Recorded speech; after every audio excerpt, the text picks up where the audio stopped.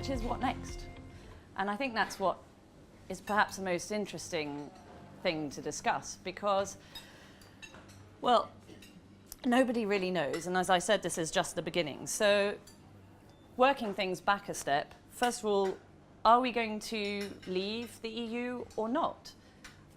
It's not entirely clear that we will. There could, for example, be a Brexit deal referendum. If we do leave the EU, would we very quickly realise our mistake and ask to rejoin? I'm putting it out as a theory because it's still floating around out there. Assuming that we are going to leave, and most people think we are, would there be a transitional deal or not? If not, WTO rules, how much would that affect the markets?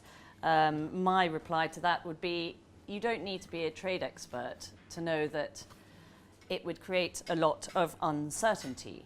People have already said that crashing out of the EU without a transitional deal and going to WTO rules would make them feel less comfortable with the UK economy. They've done some major surveys on this, and it's all about perception, not necessarily about substance.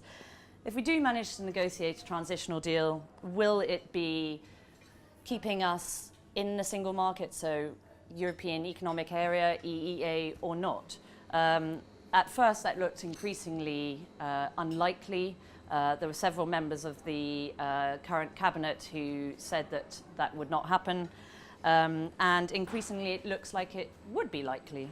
So now, under pressure from business, and they've mounted a big lobbying campaign against the previous government's strategy on transitional deal, Michael Gove has said maybe for 2 years, Philip Hammond maybe for 3 years, Johnson's obviously put a spanner in the works with his recent memorandum, but it looks like the UK is increasingly open to having some sort of free movement and contributing to the EU budget, which is what you would need if you wanted to stay a part of the single market, or what you'd call EEA if you're outside it.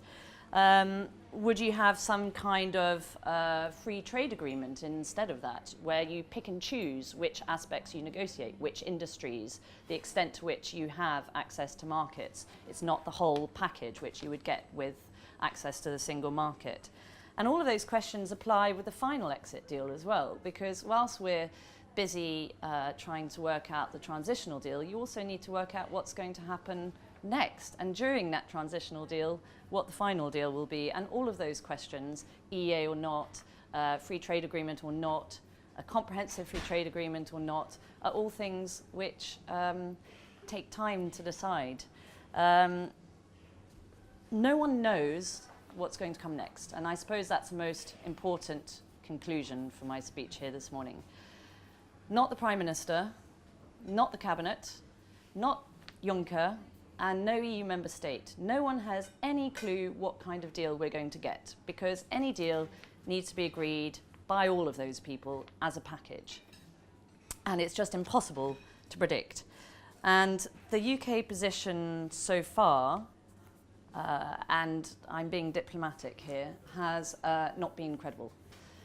As one EU ambassador, one of the most senior ambassadors, said to me just the other day, he doesn't understand why the British government didn't take 6 to 9 months to simply work out what its strategy was. And when you read the position papers of the UK government, hands up if you have read the UK position papers. No? They're quite short. You don't need to read them. I can summarise them, because essentially what they all say is everything we have right now with the EU is really important. So, for example, their position paper on goods, it's crucial for business that we still have access for our goods and that we can carry on buying EU goods, which we need for the British industry. And then there's a sort of pause, and their conclusion is, so please can we keep it? And that's it. For pretty much every position paper, we really need everything we've got with the EU, please can we keep it?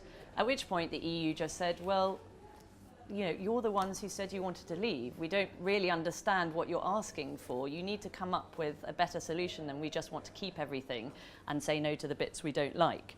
And this ambassador said to me, what really he struggles with is the UK's woolliness, and I quote, woolliness of thinking on its strategy. And the fact is, I think they simply don't have one. They're just grasping at straws.